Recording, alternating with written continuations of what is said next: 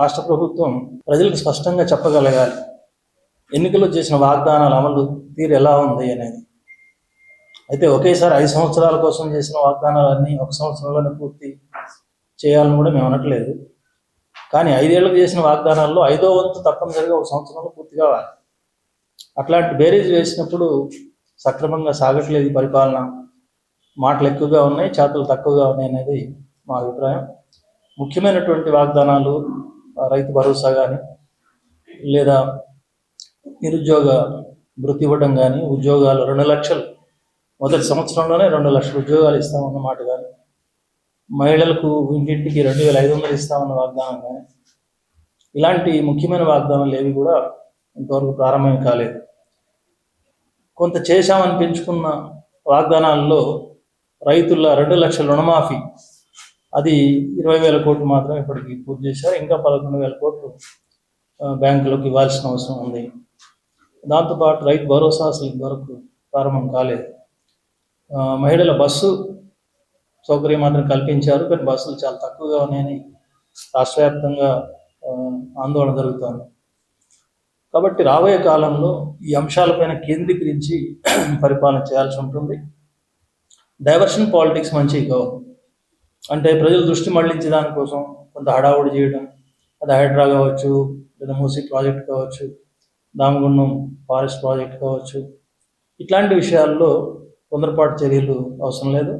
సమగ్రంగా చర్చించవచ్చు. ముఖ్యంగా రేవంత్ రెడ్డి గారు 7వ వాగ్దానంగా 7వ గ్యారంటీగా చెప్పినటువంటి ప్రజాస్వామ్యం అది కాగితాలకి పరిమితమైంది. ఇప్పటికీ ముఖ్యమంత్రి గారి పర్యటనలో అరెస్టులు తప్పటం లేదు. ముఖ్యంగా సిపిఎం కార్యకర్తలు కూడా అరెస్టులు చేస్తున్నారు. దాంతోపాటు ఈ ముఖ్యమైన చర్యలు వేటిల్లో కూడా అఖిలపక్ష సమావేశాలు చర్చించడం కానీ, బాధితులతో చర్చించడం కానీ జరగడం లేదు. కాబట్టి ఆ ప్రక్రియను కూడా ప్రారంభించాల్సిన అవసరం ఉంటుందని ప్రభుత్వాన్ని చెప్పదలుచుకున్నాం. రెండో విషయం, ఇటీవల అసెంబ్లీ సమావేశాల్లో గతంలో ఉన్న ధరణి పోర్టల్ని మార్చేశారు. భూమాత పేరుతో ఒక కొత్త పోర్టల్ని తయారు చేశారు. వాళ్ళు చెప్పిన వివరాల ప్రకారం చూసినట్టయితే దాన్ని స్టడీ చేస్తే గతంలో ధరణిలో ఉన్నటువంటి కొన్ని లోపాలని, రైతులకు ఇతర భూ యజమానులకు ఉన్న అసౌకర్యాలని తొలగించిన మాట వాస్తవం. దానికి మేము సంతోషం వ్యక్తం చేస్తున్నాం, స్వాగతిస్తున్నాం.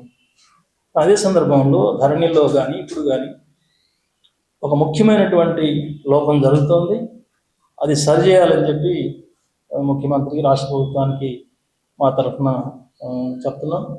అదేంటంటే కౌలుదారుల హక్కులు రికార్డు కావట్లేదు. గతంలో కేసీఆర్ ప్రభుత్వం కౌలుదారులకు పూర్తి వ్యతిరేకంగా ఉంది.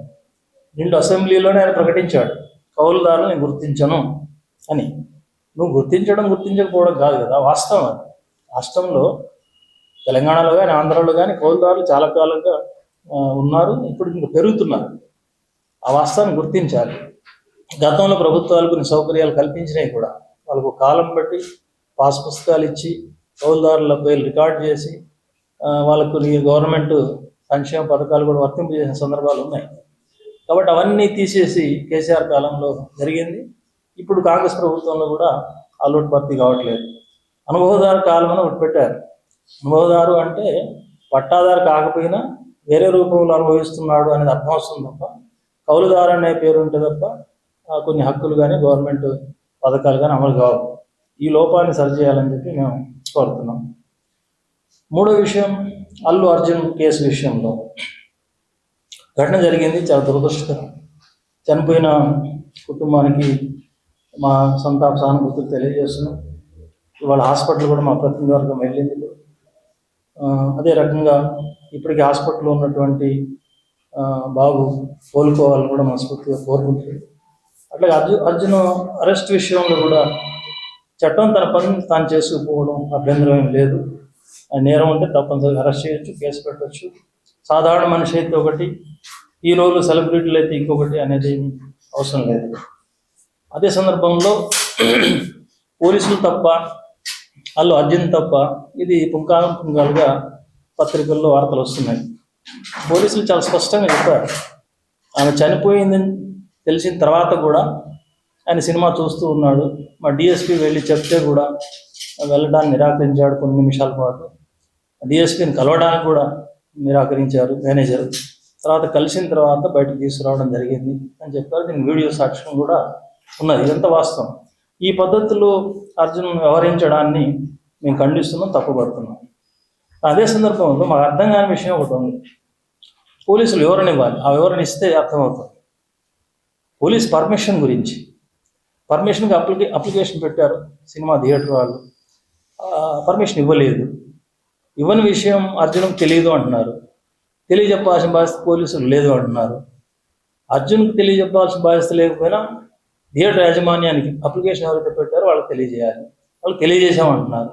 ఓకే, ఆ డిస్ప్యూట్ సంగతి అలా ఉంచితే పోలీసు వారి మాటలే నమ్మాలనుకున్నా సరే, తెలియజేసినా సరే వాళ్ళు అర్జున్కి తెలియజేయకపోవచ్చు, ఆయన వచ్చి ఈ ప్రమాదానికి కారణం కావచ్చు. అయితే ఒక సెలబ్రిటీ పర్మిషన్ కోరిన తర్వాత దాన్ని నిరాకరించిన తర్వాత ఆ సెలబ్రిటీ యొక్క కదలికల్ని ఇంటెలిజెన్స్ రిపోర్ట్ చేయదా పోలీసుకు? ఆయన తన ఇంటి నుంచి బయలుదేరి థియేటర్కి వచ్చేదాకా ఆయన రావట్లేదని భావిస్తున్నారా పోలీసులు? ఆ సమాచారం ఉంటే ఇక్కడికి వస్తే అర్జున్ లాంటి హీరో ఇక్కడికి వస్తే జనం పోగవుతారని, అల్లరి జరుగుతుందని పోలీసు చెప్పిన కారణంలోనే ఆ థియేటర్కి ఒకటే సందు ఉంది, ఒకటే గేట్ ఉంది అని చెప్తున్నారు కదా. ఇదంతా అంచనా ఉన్నప్పుడు అతని ఇంటి నుంచి బయలుదేరినప్పుడు ఎందుకు ఉపేక్షించారు? అక్కడే ఆపేయచ్చు కదా. చాలామందిని ముఖ్యమంత్రి గారు వస్తున్నారంటే ముందు రోజు రాత్రి మా కార్యకర్తలు అరెస్ట్ చేస్తున్నారు కదా. అట్లాంటిది ఆ జాగ్రత్త ఎందుకు తీసుకోలేకపోయారు అనేది మాకు అర్థం కాలేదు. పోలీసు వివరణలో ఎక్కడా లేదు. అది వివరించాలని చెప్పి పోలీసు అధికారులు కోరుతున్నాం. ఆ లోపం జరిగి ఉంటే అది పోలీసు బాధ్యత వహించాల్సి ఉంటుంది. ఇక మరొక విషయం, మా పార్టీ మహాసభ ప్రతి 3 సంవత్సరాలకు ఒకసారి గ్రామ స్థాయి నుంచి అఖిల భారత స్థాయి దాకా మహాసభలు ప్రజాస్వామ్యంగా జరుగుతాయి. అక్కడ జరిగిన కార్యక్రమాలని సమీక్షించుకోవడం, రాబోయే కాలంలో ప్రజలకు ఇంకా మరింత ఎక్కువగా ఎలా సేవ చేయాలి, కార్యక్రమాలు తీసుకోవాలి అనేది నిర్ణయించుకోవడం, దాన్ని అమలు జరపడానికి కొత్త కమిటీలు ఎంచుకోవడం ప్రజాస్వామ్యంగా జరుగుతుంది. ఆ ప్రక్రియలో భాగంగా ఇప్పుడు తెలంగాణలో ఉన్న కింది స్థాయి సభలన్నీ గ్రామం నుంచి మండలాలు, డివిజన్లు, జిల్లాలు ఇవన్నీ పూర్తయిపోయినాయి. రాష్ట్ర మహాసభ జరగబోతోంది. ఇంతకుముందే చెప్పినట్టుగా జనవరి 25 నుంచి 28 వరకు 4 రోజుల పాటు సంగారెడ్డి పట్టణంలో జరగబోతోంది. ఈ మహాసభకు కేంద్ర పార్టీ నుంచి ప్రకాష్ కరత్ గారు, అట్లాగే రాఘవల్ గారు, విజయరాఘవన్ గారు వీళ్ళందరూ హాజరవుతున్నారు. అట్లాగే రాష్ట్రం నుంచి మొత్తం అన్ని జిల్లాల నుంచి 700 మంది వరకు ప్రతినిధులు హాజరవుతారు. ఈ 4 రోజులు చర్చలో పాల్గొంటారు. అక్కడ జరుగుతున్న ఏర్పాట్లు, ఇప్పుడు జరిగిన ఏర్పాట్లు ఆహ్వాన సంఘ అధ్యక్షులు రాములు గారు చెప్తారు.